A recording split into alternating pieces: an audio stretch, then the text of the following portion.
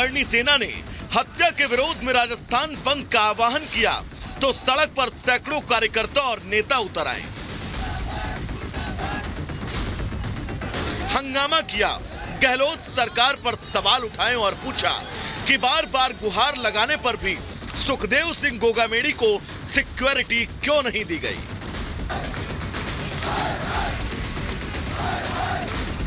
नौ महीने पहले पंजाब पुलिस से इनपुट मिलने के बाद भी एक्शन क्यों नहीं लिया गया,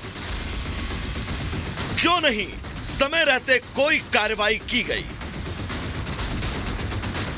डीजी को तीसरा महीना 9/3/2023 को डीजी के पास भटिंडा जेल से लिख के आ गया, 1,00,000% इनपुट आ गया था। सीक्रेट एक जो लेटर आता है उनका वो आ गया था, और फिर भी डीजी नहीं है उस पर वो कर रहा है कार्रवाई। तो सबसे पहले डीजी को निरस्त किया जाए, सबसे पहले राज्यपाल महोदय उनको निलंबित करे। सरकार का अभी कोई चेहरा नहीं है, सरकार के चेहरे के नाम पे कोई पावर से राज्यपाल के पास है।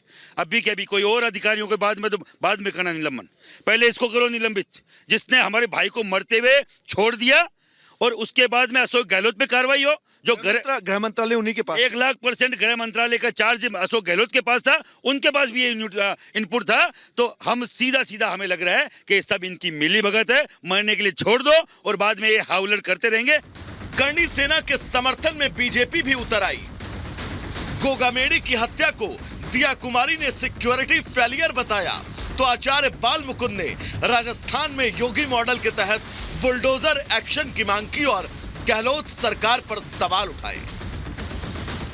गहलोत सरकार स्वयं कारण है। गहलोत सरकार जब सिक्योरिटी प्रदान नहीं कर पाई, लॉ एंड ऑर्डर उनका जीरो था, और उनकी 5 साल की जो स्थितियां रही उसकी वजह से राजस्थान को उन्होंने इस प्रकार का अपराधियों का गढ़ बना दिया कि समाज सेवा करने वालों को, गौ सेवा करने वालों को, सर्व समाज के लिए जो खड़ा रहता व्यक्ति, उन लोगों को आज शहीद होना पड़ा। सारा इसका दोष गहलोत सरकार को स्वयं को है, और उनकी राजनीति के चलते, अहंकार के चलते उन्होंने उनको सुरक्षा प्रदान नहीं कर पाए। पूरे राजस्थान में यही स्थिति है। राष्ट्रीय करनी सेना के अध्यक्ष श्री सुखदेव जी गोगामेड़ी जी के साथ जो कल हुआ, उनकी हत्या हुई, उनके घर के अंदर घुसकर उनकी हत्या की गई जयपुर में, राजधानी में।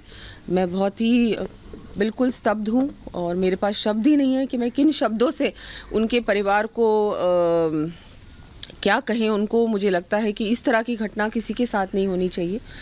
सिक्योरिटी मांगी, उनको सिक्योरिटी प्रोवाइड करनी चाहिए थी, रिस्पॉन्सिबिलिटी थी कांग्रेस सरकार की, जो कि नहीं की गई। सुखदेव सिंह गोगामेड़ी की हत्या के बाद जबरदस्त गुस्सा और उबाल है। करनी सेना राजस्थान सरकार पर सवाल उठा रही है, जवाब मांग रही है, हत्या के लिए सरकार और प्रशासन को जिम्मेदार ठहरा रही है।